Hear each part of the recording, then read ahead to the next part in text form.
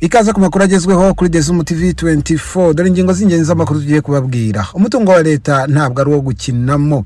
Pake yagaragaje imyitwarire idahwitse y'abayobozi b'akarere ka Kirehe. Umushumba wa Kiliziya Gatolika muri Repubulika ya Demokarasi ya Kongo we yanahaye Corneille Nangaa umugisha. Kinshasa urubanza rwa Mutamba rwimuwe kubera iki?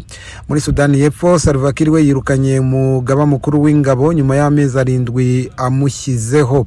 Muri Amerika haravugwa inkuru yatitije imbuga nkoranyambaga y'uwiyise Marco Rubio maze akandikira ba minisitiri b'ibihugu by'amahanga akanakumiro. Muri Repubulika ya Demokarasi ya Kongo kandi by'umwihariko Kinshasa abantu 78 bo bamaze kwicwa na kolera. Aya nandi makuru ni kuri Dezumu TV 24 turakanda subscribe nako kamenyetso kandi subscribe kugira ngo uzajye ubona n'izindi nkuru zihuse utasanga ahandi. Kuba ikanze reka dutangire. Mu Rwanda abadepite bagize komisiyo ishinzwe gukurikirana imikoreshereze y'imari n'umutungo bya leta PAC batangaje ko akarere ka Kirehe gafite ibibazo byinshi mu bijyanye no kubahiriza amategeko ajyanye n'imitangire y'amasoko ndetse no gukoresha naba amafaranga ya leta, aho batanze isoko ku gaciro ka miliyoni 25 zirenga nyuma bakavuga ko ryashyizwe mu bikorwa kuri miliyoni 5.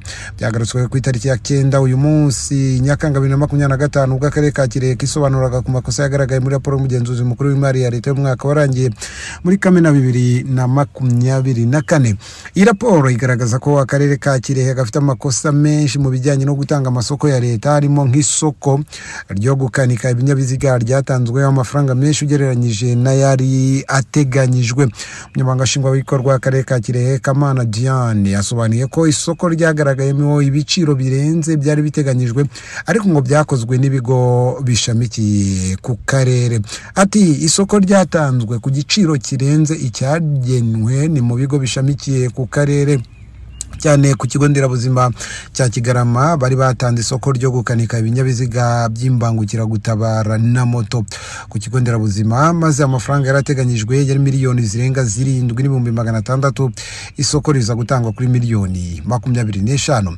Akomeje avuga ko ngo bagiye kubireba basanga ari ikibazo cy'ubumenyi buke bwa bariya bafatanyije mu karere, ngo ni ikibazo rero ngo cy'uburyo abantu bakoze inyandiko, ariko mu by'ukuri ngo ntabwo isoko ryatanzwe ku gaciro karenze akateganyijwe. Kamana yavuze ko isoko ryakozwe ku gaciro kari munsi y'amafaranga yari yateganyijwe. Perezida wa PAC Depite Muhakwa Valence yahise abaza ati amasezerano yasinywe hagati y'icyo kigo nderabuzima n'iri garage ni miliyoni zingahe? Maze Kamana asubiza ko amasezerano yasinywe arenga miliyoni 25 z'amafaranga y'u Rwanda, ariko mu isoko ryatanzwe ryo ngo rikaba rifite agaciro ka miliyoni 9 z'amafaranga y'u Rwanda. Depite Muhakwa yongeye gushimangira ko iri soko ryasinywe rifite agaciro ka miliyoni 25,500 by'amafaranga y'u Rwanda. Ati twagiye kureba turabisesengura dusanga dushingiye ku byo ku byaba birimo ikinyuranyo gikomeye, twasanze yakoreshejwe ari miliyoni 5 gusa mu gihe amasezerano ari miliyoni 25. Vice Perezida wa PAC murumuna wabo Cecile yavuze ko ibisobanuro by'akarere ka Kirehe birimo ibibazo byinshi ndetse byumvikana ko bakina mu mafaranga ya leta. Ati amafaranga yarateganyijwe yari miliyoni 7 zirenga, bagiye gusinya amasezerano ya miliyoni 25. Ibyo bindi badusobanuriye byahindutse mu mikorere nabyo ni ikibazo, ariko wakwibaza uti waba ufite miliyoni 7 ugasinyira umuntu miliyoni 25 hanyuma bikazaba miliyoni 5. Iyi mikorere n'imikoreshereze y'amafaranga ite umutungo wa leta urakinwamo ute muri iyi mibare? PAC yasabye akarere gukurikiza amategeko agenga amasoko n'andi yose agenga ibikorwa bakora bagamije kurushaho kunoza imikoreshereze y'umutungo wa leta. Mu yandi makuru agezweho, Perezida w'inama y'Abepiskopi Gatolika muri Repubulika ya Demokarasi ya Kongo Musenyeri Fulgence Muteba Mugaru yahaye umugisha umuyobozi w'ihuriro wa FCM 23 rirwanya ubutegetsi bw'iki gihugu Corneille Nangaa.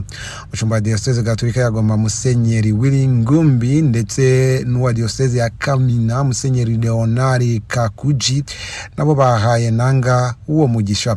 Musenyeri Muteba na bagenzi be bahuriye i Goma ku itariki ya 8 Nyakanga muri misa yo gusabira Floribert Bwana Chuyi werutse kugirwa umuhire na Kiliziya Gatolika no kwimurira umurambo we mu irimbi rya Paroisse ya Saint Joseph okuwe mu gace ka Kanyamuhanga. Bwana Chuyi uyu yakoreraga kuri gasutamo yo ku mupaka yiciwe Goma ku itariki ya 8 Nyakanga 2007 nyuma yo gushimutwa n'abagizi ba nabi azira kwanga kwakira ruswa yari gutuma yemera ko ibicuruzwa byambutswa mu buryo bunyuranyije n'amategeko. Icyo gihe afite imyaka 26. Ku ya 9 Nyakanga Musenyeri Muteba na bagenzi be ndetse n'abayobozi bo muri AFCM 23 basuye ahantu hitirwe Bwana Chuyi bumva buhamya bw'umukecuru w'imyaka 86 wabonye umurambo we ku munsi yiciweho.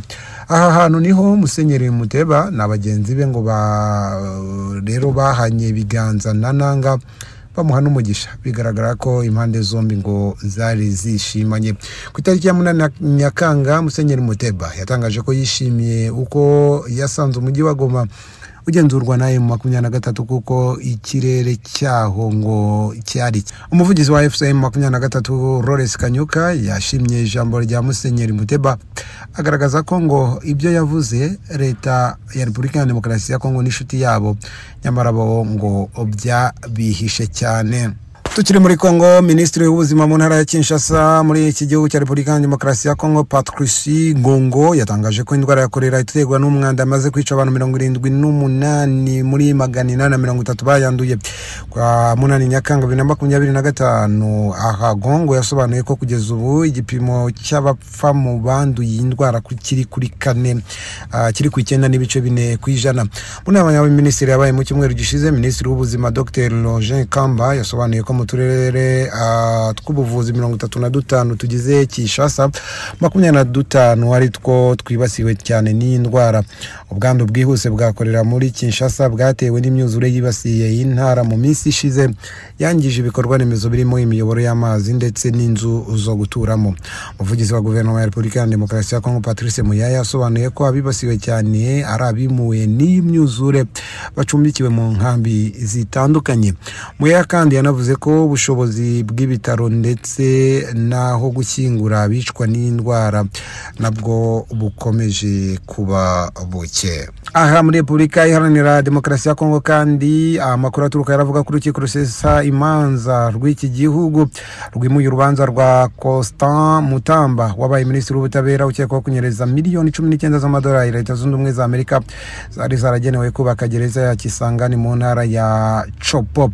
Abacamanza abashinjacyaha n'abanyamategeko ba Mutamba ngo bageze mu rukiko mbere ya 3:30 z'i Kigali, no kuvuga kuri itariki ya 9 z'ukwezi kwa Nyakanga 2025 uko ari bwo byari biteganyijwe ko rubanza rutangira. Ubwo abacamanza babazaga abanyamategeko ba Mutamba impamvu atagaragara mu cyumba cy'iburanisha basubije ko ntayo bazi kuko ntacyo yababwiye.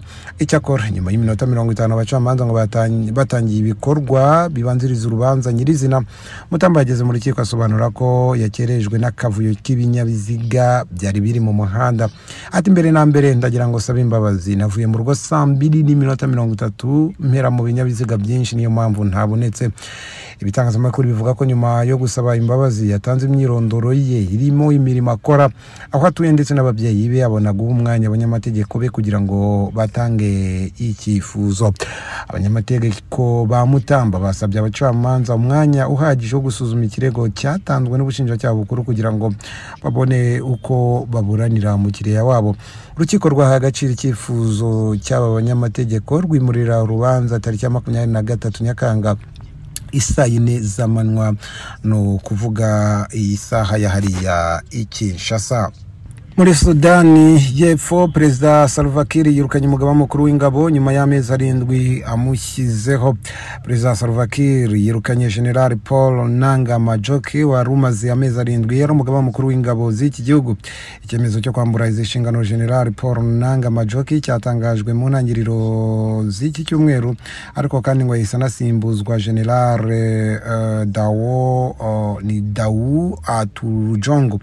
Itangazo ryashyizwe hanze ni risobanura impamvu General Paul Nanga Majoke yambuwe inshingano. Cyakora umuvugizi w'ingabo za Sudani y'Epfo Lulawu Kaonga yavuze ko hari umuco umaze igihe uhari ko iyo wahawe akazi hatavugwa impamvu, ngo niyo wirukanywe rero ni hagomba kuvugwa impamvu wirukanywe, ngo ibyo ni ibintu bigomba kumenyerwa nk'ibisanzwe. Mu kubaza 2024 nibwo General Paul Nanga Majoke yagizwe umugaba mukuru w'ingabo muri Sudani y'Epfo. Yayoboye abasirikare mu bihe bikomeye bitewe n'intambara icyo gihe yari hari hagati y'ingabo za leta n'umutwe wa White Army. Amakuru agezweho reka tuyasoreze kuri inkuru ivuga ko muri Leta Zunze Ubumwe za Amerika iki gihugu cyatangaje ko hari umuntu wiyitiriye umunyamabanga wa leta ushinzwe ububanyi n'amahanga Marco Rubio, maze yandikira ba minisitiri batandukanye hirya no hino ku isi. Ibiro bishinzwe ububanyi n'amahanga muri Amerika byagize rero icyo bivuga kuri iki kibazo ku itariki ya 7 Nyakanga 2025. Gusa amakuru dukesha Associated Press avuga ko iki kibazo cyatangiye mu kwezi kwa Kamena hagati. Uyu muntu wiyitiriwe Marco Rubio yakoresheje urubuga nkoranyambaga rwa Signal. Mu rero yohereje ubutumwa bwanditse mu majwi harimo n'umusenateri n'umuguverineri bo muri Amerika ndetse n'abaminisitiri batatu b'ibihugu by'amahanga. Mu kwigana rero ijwi n'imyandikire bya Marco Rubio, uyu muntu yifashishije ikoranabuhanga ry'ubwenge bw'ubukorano artificial intelligence. Kugeza ubu rero ibiro bishinzwe ububanyi n'amahanga muri Amerika byamaze kwandikira abambasaderi bose b'ibihugu babamenyesha iby'iki kibazo. Umuvugizi w'ibi biro Tammy Bruce yavuze ko kugeza ubu bari gukurikirana ndetse no gukemura iki kibazo. Ngo ibiro bishinzwe ububanyi n'amahanga bikaba byumva neza inshingano bifite mu bijyanye no kurinda amakuru yabyo ndetse no gukomeza gufata ingamba zigamije kurinda umutekano mu by'ikoranabuhanga hirindwa ibintu nk'ibi mu bihe biri imbere. Ibintu nk'ibi rero nabyo byaherukaga muri Gicurasi 2025 aho umuntu utaramenyekana yinjiye mu ikoranabuhanga rya telefone ya telefone ya White House yigana ijwi ry'umuyobozi w'ibi biro bya Perezida Susie Wiles atangira guhamagara abantu batandukanye. No muri Amerika nabo bibaho. Dusoje amakuru twari twabateguriye. Turakanda subscribe na kwamenyetso kandi subscribe kugira ngo uzajye ubona nandi makuru agezweho utasanga ahandi. Turana ku bwanyu. Ni The Zoom TV 24. Bye.